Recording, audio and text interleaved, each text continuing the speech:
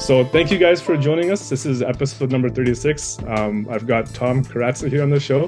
This is a dream come true for me because I've always had inspirations for having you guys on. So really appreciate you coming on, and hopefully next time we'll get Nick as well. But this means a lot, and I just want to get into. You don't want my brother. You got the better half of the two brothers, man. Don't worry about my brother. That's fine. Okay, Give me a part two next. You're fine. But if you don't mind giving our audience a quick introduction about who you are and talk a little bit about Rockstar Real Estate as well, and what you guys do. Yeah, and first of all, thank you for the nice words you just spoke, and thank you for having myself on here. It's really an honor to sit down and get to know you a little bit better as well. So thank you for this opportunity. But yeah, myself and my brother were born in Mississauga. Parents, a Croatian father, Scottish mother, immigrant parents. Didn't come from anything. Like our father, landed in Toronto with $3 and hated it. Wanted to go back to Croatia, but had not enough money. He didn't like the food here, and he didn't like the weather, and he wanted to go back, but he didn't have enough money to get out of Canada.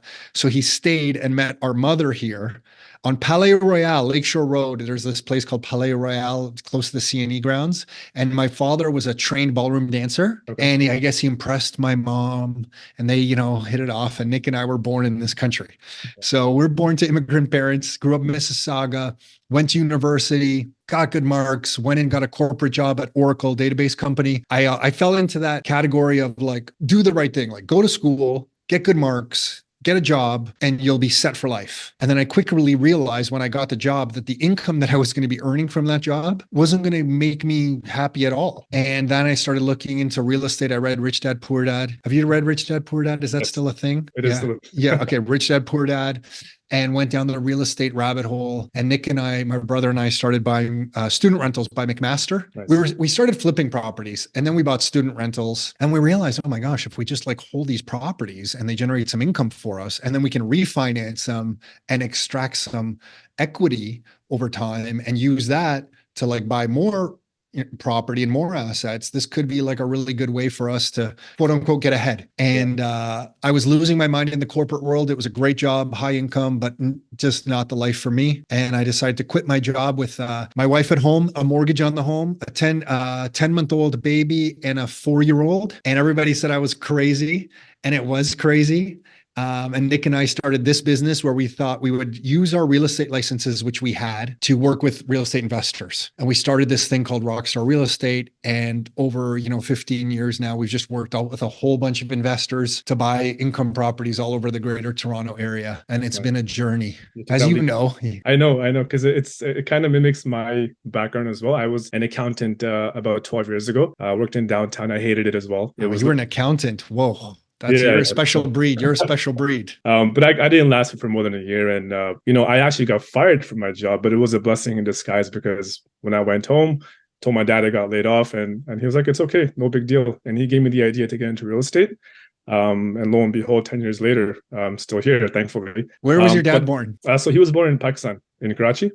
Oh, wow. Cool. And you're born here? I was born back home as well. You were? In 1990. So when I was about 15. Yeah. So it's kind of similar journey to yours, immigrant parents who came here for a better life. And we're happy. I mean, Canada's been great to us. And cool. I actually want to talk about immigration as well, because I think one of the things that I get a lot from people is population growth is a reason why home prices are going up. And when I hear that, I'm like, well, I'm kind of an immigrant. So I kind of feel bad when I say that because I'm causing to that problem, right? But when you see population growth happening here, it's one of the reasons why prices are going up. When I look back at my parents, they didn't come here to buy a house or make more money. They came here for myself for a better life because more security, education, it wasn't safe back home as well. But do you think that is a reason for price growth, or is it more to do with supply, lack of supply? And would there be a cap to immigration? Is that even a good thing? I know infrastructure is not keeping up with it, but I mean, I'm sorry rambling on, but no, address that. Yeah, I think Canada is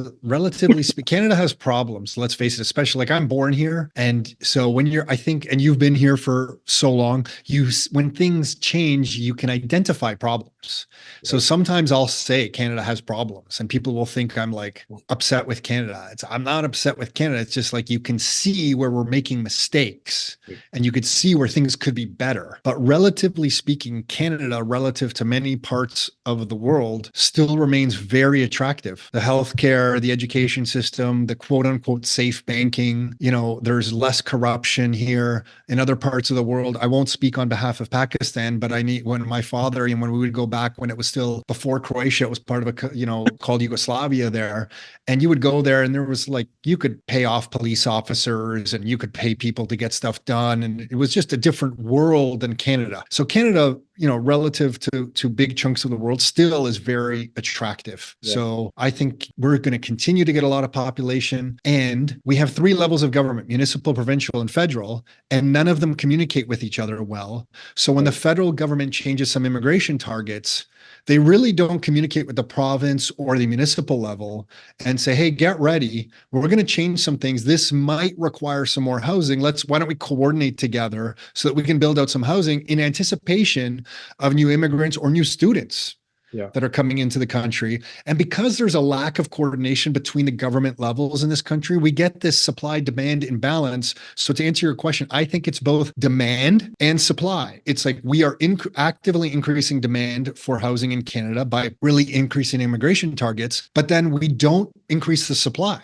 I was just looking at single-family home building permits. Single-family home building permits in Ontario are at the lowest level since the 1980s. So what are we talking here, like 30 years or so? It's the lowest level since the 1980s for single family homes. And a lot of that is the cost for these homes. But I mean, that's just a shame. Yeah. So you have these levels of government that don't communicate together, and they don't adjust anything for demand. And I think this demand is still going to continue because Canada's still an attractive place, and we're still not building enough quality homes. Right. So you're just going to still get this demand for real estate. And many of my friends who are born in Canada will go around saying, oh my gosh, housing is too expensive. And I agree that housing is too expensive. I agree with them, but I don't see how we get cheaper housing anytime soon. So we're kind of left in this spot. So I guess just going back to your question, I think it's a combination of both. We have a tremendous demand here, and we should have a lack of good supply. And I saw, I think one of your more recent podcasts, it was just you and your brother. You were talking about where prices are going to be heading 10 years from now or in 2030. Is it inconceivable to think that by 2030, 2035, let's say a townhome is $1 million now, that it goes to 2 million? I know, right? I know. That was kind of ridiculous talking about that stuff, right? But I don't think it's because there's 2 things going on. The real estate market is so complex. There's supply demand for sure, but then you have monetary policy in this country. So when I'm talking about monetary policy, I'm talking about the Bank of Canada setting interest rates. And when you have a central authority that is controlling the cost of money for all of us, for me, you, everyone, it produces just weird imbalances. An economy is a complex system. It is inconceivable to me that smart people can believe that you can have a central authority overseeing and guiding a complex system. It's just that's arrogant. So we have a Bank of Canada who is controlling interest rates and the cost of money. And when they do that, let's look at what they did from 2008 to basically 2022 or so. They kept interest rates so low for so long. It pumped the dollar price of assets like real estate, but it didn't change incomes. So incomes didn't keep up with the asset price increase. It creates societal problems with people being upset that they cannot buy homes. And it leaves this kind of angst in the population where people get frustrated that they can't get ahead because things are getting so expensive and they don't understand why their incomes aren't keeping up with the things around them. Yeah. So it's really just kind of a broken system. So I guess going back to what you were saying about townhome prices, I do believe that you could get to $2 million townhomes that are $1 million today.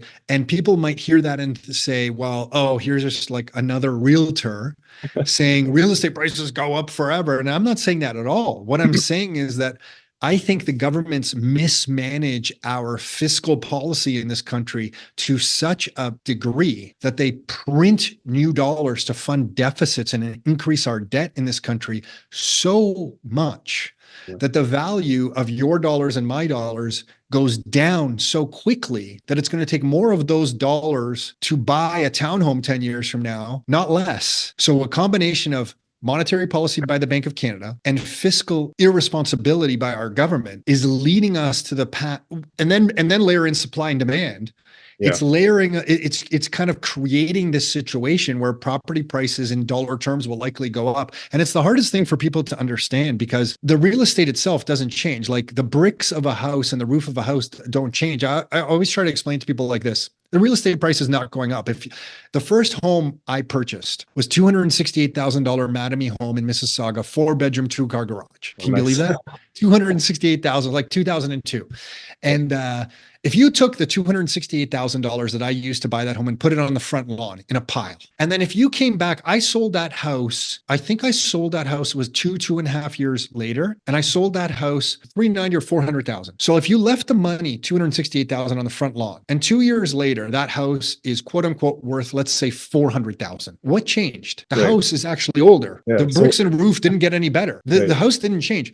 The dollars that were sitting on the front lawn, they changed in value. And they changed in value because so many more new dollars were printed by our government and our Bank of Canada that it took more of those dollars to buy the home. So when everyone says, oh, real estate just goes up, it's like, no, that's the wrong frame of reference. It's the value of your dollars are going down. And that's what's happening in this world. And people really have a hard time conceptualizing that. But once you do, you can kind of set yourself up to front run some of the madness that goes on in this country. So, and I know you talk about this a lot, and I've heard you say this a lot, is where like to kind of protect yourself from inflation or the devaluation of money, you should invest into hard assets. I believe you've mentioned it a few times, if correct me if I'm wrong. By doing that, like how does that protect you from inflation or devaluation of money? Because you're using that same money to buy the property, right?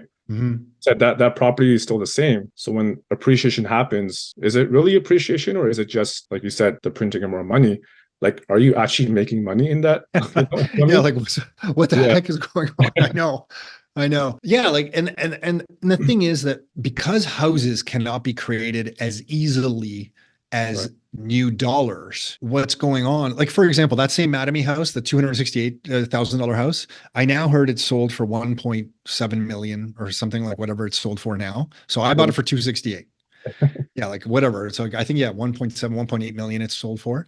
And if you just bought that house at 268,000 and you sold it at, 1.8 million, yeah, like you made new dollars. There's no doubt. So you protected yourself from the devaluation of the currency by owning a hard asset, and I call it a hard asset because it's something that is difficult to create, so that it's hard to create all these houses. So it holds its value better than dollars, which are very easy to create by the government. Now, why most people don't get ahead financially, like if you meet most of my parents' friends, their biggest net worth is usually their house. But here's a situation like in Mississauga where my parents live, where I grew up.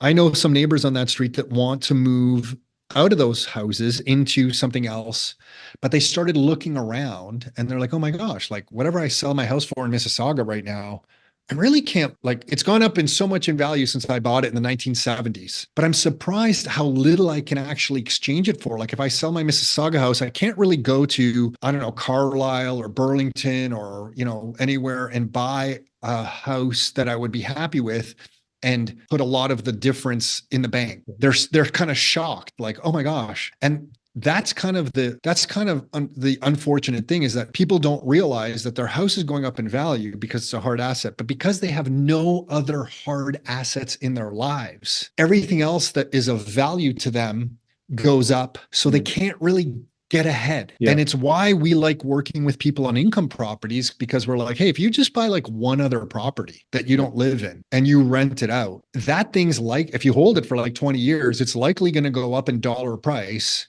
And then when you sell it, you're going to have a cash windfall, because if you bought it, we were buying homes in Hamilton, Ontario for 205,000 fully detached homes back in the year 2009. Those homes now are selling for like $1 million. So if you bought that in 2009 as a little income property for yourself, the rent paid for the expenses, and then you sell it today, you're ahead. So it is getting you ahead. It's just that most people only have one good hard asset in their lives. It's like their condo, or if they live in a townhome, or if they live in a house, their house. And it's difficult to like extract the gains from that and feel like you're getting ahead. But if you have one other good hard asset, Right. like another and we like income properties because they pay for themselves, and it's Yeah. been harder with interest rate changes. Like the whole thing has been much harder than it has previously, but they generally, you want them to pay for themselves. It could change your financial life for sure. So yeah, I think you are getting ahead. You are good. Yeah. Even if you just have one, I guess it makes a big difference. It's a game changer, I would say, for people that It's even a have one. game changer. I guess my next question was in terms of like you guys had a vision to purchase outside of Toronto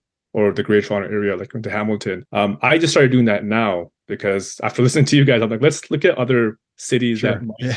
good rental yields, good appreciation. But how did you guys get that vision so early in the game? Because I feel like I'm late to the game, but you guys were like, well, did you just stumble across it? Or did you look at the economy in these cities? Like, what was it that kind of got you thinking about investing in Hamilton, St. Catharines, when nobody else was thinking about that at the time? Sure, and I guess I want to first say you're not late to the game. Like I know international money, some people with large financial ability who are looking at parts of Ontario, specifically around even further around in the Niagara area that they have high hopes for and are buying a lot of real estate around there right now. So I don't think you're late to the game. So No, don't think that you're, all right. yeah, especially on income properties. If the income can cover the expenses and you're happy with that ratio, I mean, that's what makes income properties easy. Right. If you're not happy with that, then move on, find something better that does kind of meet your criteria and you're happy with. And they're like pretty easy. But the reason we looked at Hamilton is we just saw the population growth happening in this area. We're like, holy smokes, Toronto. We grew up in Mississauga. When I grew up in Mississauga, it was 250,000 people. Like I could, between my house near Dixie and Burnham Thorpe, Dixie and Rathburn area in Mississauga, if anyone knows that area, and Square One, there was still some farmer fields. Oh, okay. Okay, like there was like if you went down Rathburn Road, there was some farmers' fields on either side of Rathburn Road. Right. Okay. And then so over time, by the time 1990, by the time you came to Canada, it was already starting to like kind of fill in, right? So then when Nick and I were in our 20s, we just saw this natural trend from Toronto to Etobicoke to Mississauga getting busier. Brampton was growing. And we're like, oh my gosh, like I think this is just going to continue. Everybody hates Hamilton, but they don't when you grew up in Mississauga like I did, you were trained to hate Hamilton. It was like Right. Hamilton, like what are you doing out there? Yeah. Now we've loved Hamilton for many years, but we just saw it as like just this like tidal wave of population that was going to kind of engulf Hamilton. And then we printed off a map. I think it's on greenbelt.ca or something. And it was just a greenbelt around Toronto. And we didn't understand that Toronto has the largest greenbelt of any metropolitan city in the world. Right. It's this huge green space that like engulfs Toronto. And it kind of made Toronto this weird island, like, oh, there's a green space where nobody can build. And then there's Lake Ontario. And there's like this space in the middle from Oshawa, Belleville, Oshawa through Toronto, Mississauga, Hamilton, over to St. Catharines and Niagara, where you can kind of build between the lake and this green space. And we thought, oh, that's like, it's kind of filling up. It Right. looks like, although Canada is a huge country and there's a lot of land, this particular area of land looks like it has some limitations to it. So it's likely going to drive prices if you want to stay closer to the city. Right. So why don't we just start buying in Hamilton? And then we started really keeping close eyes on the population growth. And every year we saw Hamilton was growing.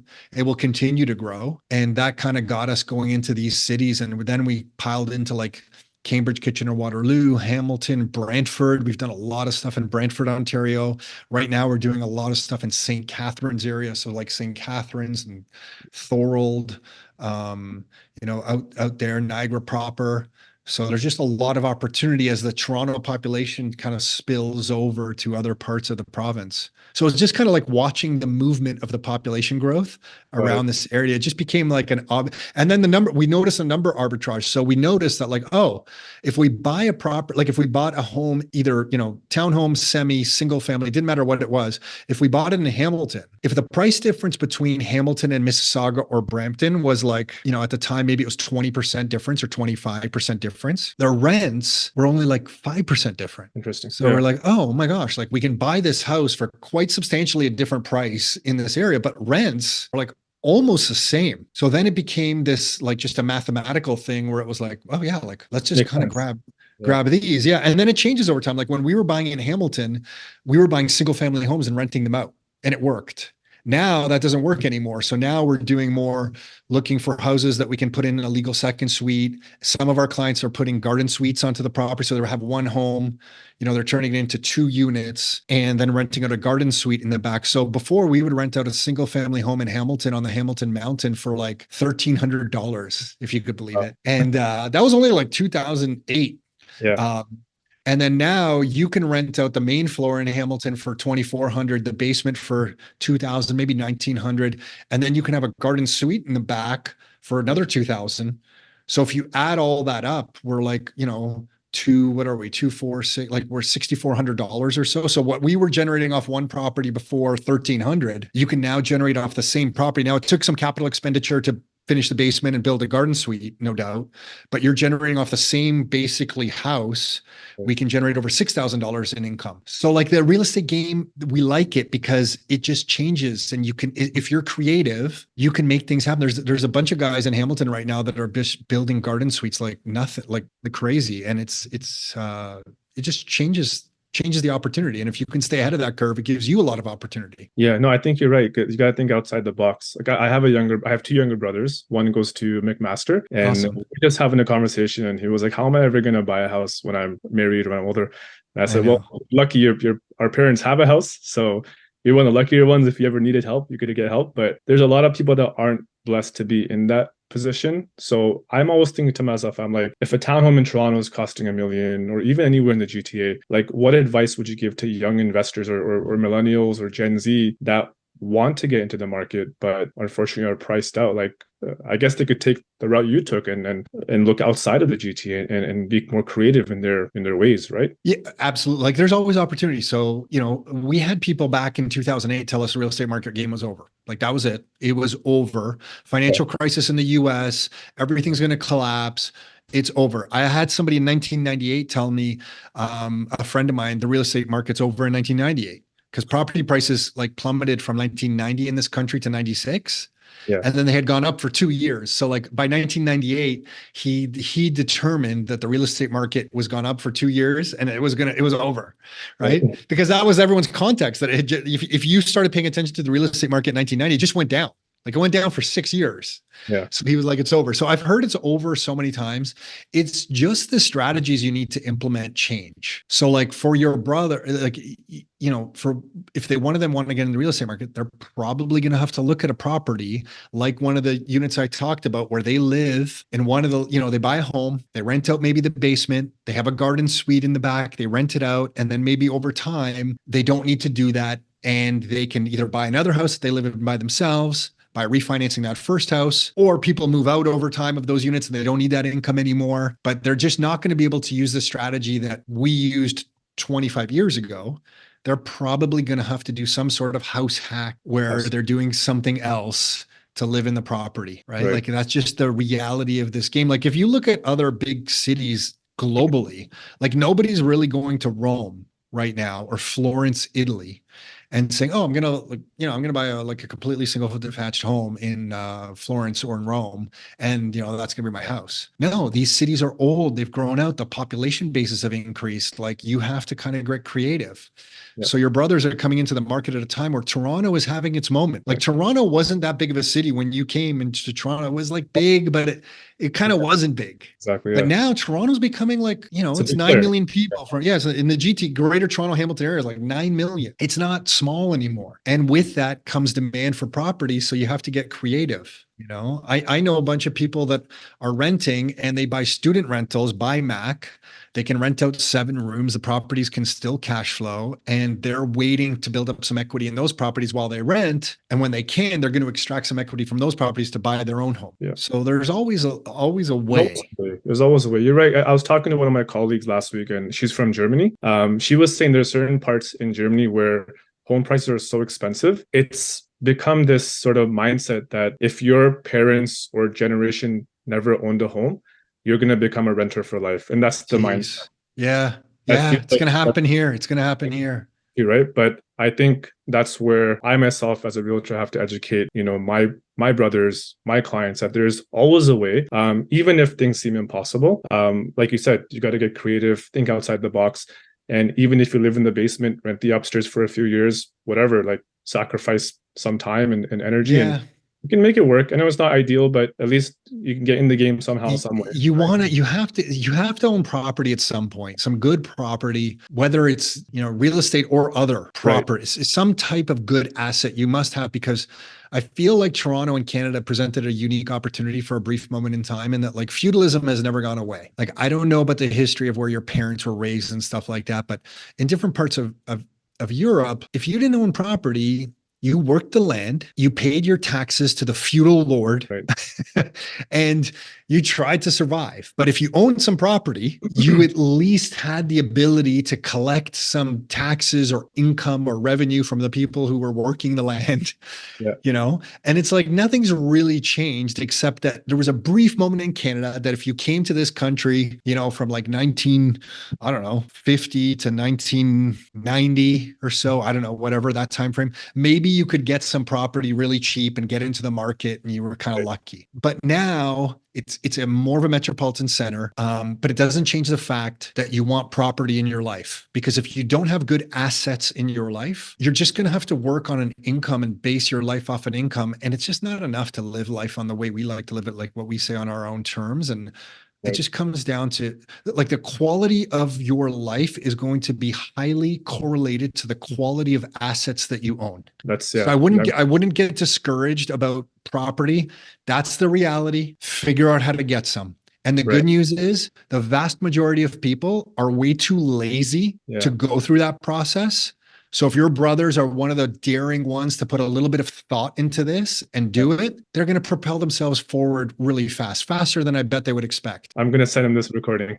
You'll be Well, yeah, I'm not trying to say it's easy. Like the whole process is simple, but it's not easy. Yeah. Like it's easy to talk, simple to explain, but there's stress. You got to deal with banks and tenants and pain. But son, I always talk about the suffering is good. We Suffering. want them to suffer. It builds their Struggle. character. Yeah, Builds their absolutely. character.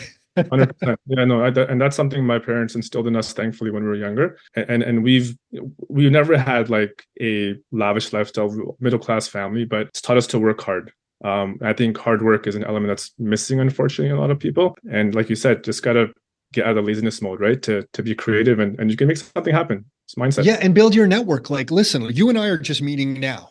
We're Yeah. going to now be friends for the rest of our lives. Right. Yeah. And maybe there's going to be some way that you're able to help me or I'm able to help you. And I just think the quality of your network is so important. Like, this is what I tell my kids all the time, that listen, I'm lucky enough to be born in this country. So my network is deeply rooted here. I have a bunch of friends who are lawyers, accountants, and so forth. But if you are not born in this country, you want to work to develop your network. Like my father stayed within the Croatian community. Like he went and played lawn, like in English, I think you would call it like lawn bowling. It's like bocce, or, he would go to the park in Mississauga. They would all speak Croatian, hang out with Croatians. And it was like they were living in Croatia, but they were here, Yeah.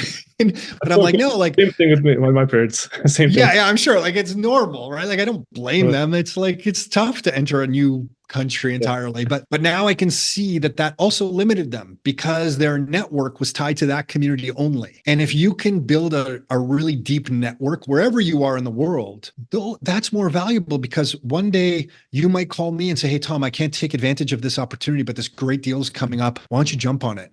Or I might call you and do the same. Yeah. So a lot of kind of getting ahead is tied deeply to your network. So I would also tell your brothers, like, develop the network, find out people who are doing things, get to be their friends. You mentioned jazz, I think earlier, like you're like, develop these relationships with people who are doing stuff, and nurture those relationships, and really like go after them. And that is going to help you a lot. Right. When Nick and I started with real estate investing, we had a tenant once.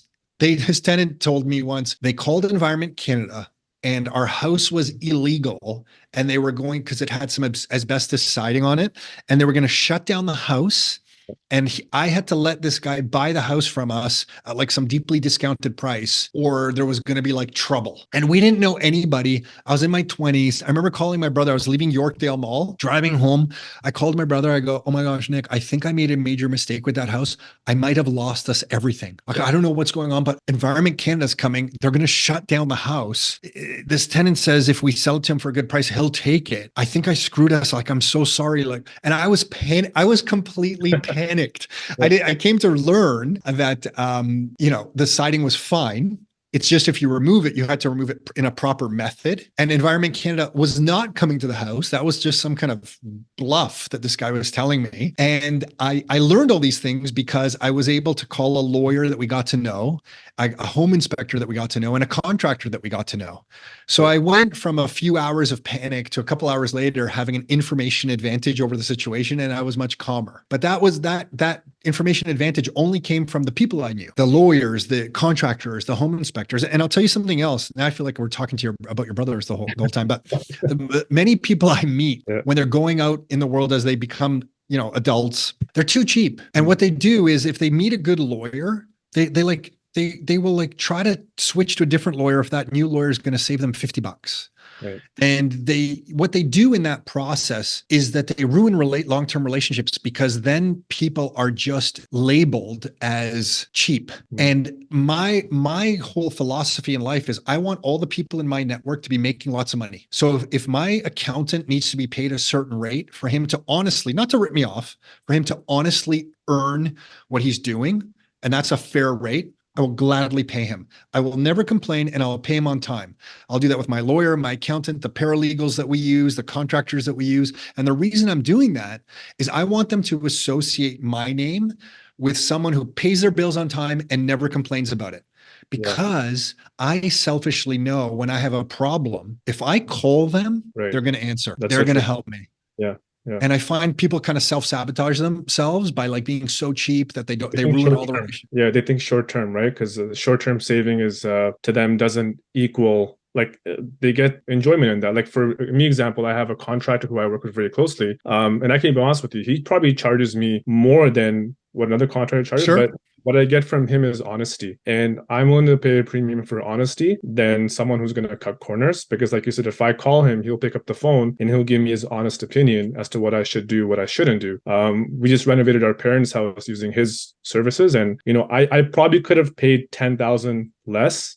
But I spoke to my dad. I convinced him. I said, look, we're getting somebody who's going to give us a premium service, who's going to answer our phone. And at the end of the day, honesty is what I value the most. So I completely agree with you. There's a cost to that, but it's better for you in the long term. Comes back to you. Yeah, that's rare. The fact that you're doing that's pretty rare. That tells me a lot about you. And then if you do that, and the flip side to that is if you do that, and then that contractor rips you off, I have no problem in cutting ties forever.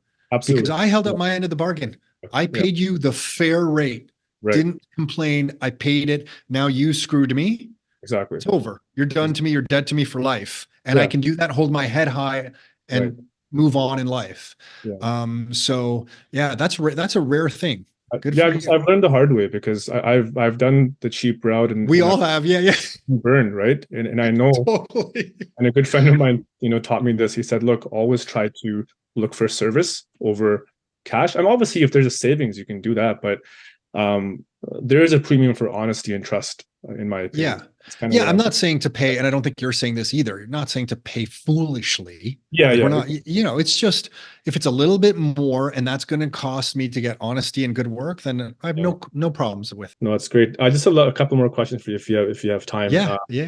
Want to get your perspective on the market. I know inflation came down and everyone's making predictions now. You don't have a crystal ball, but where do you think rates are going to go this year, and where is the market headed based on what you're seeing right now? Yeah, the crystal ball, I was wrong on. I never thought they were going to raise rates as much as they raised rates.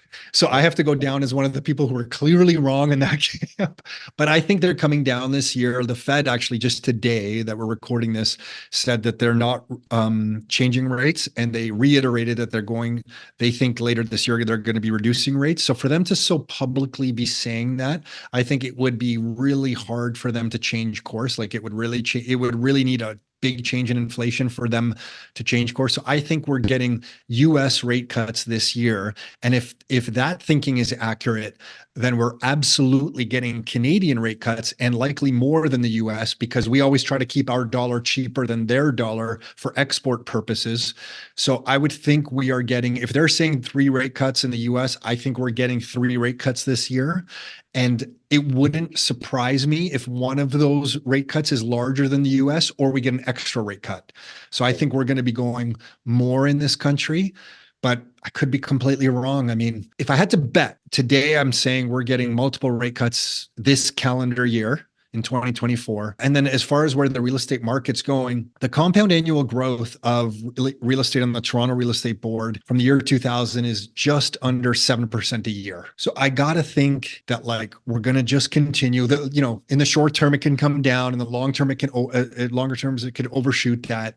Yeah. But I think if you were to move ahead 10 years from today, I would take 7% and compound it 10 times.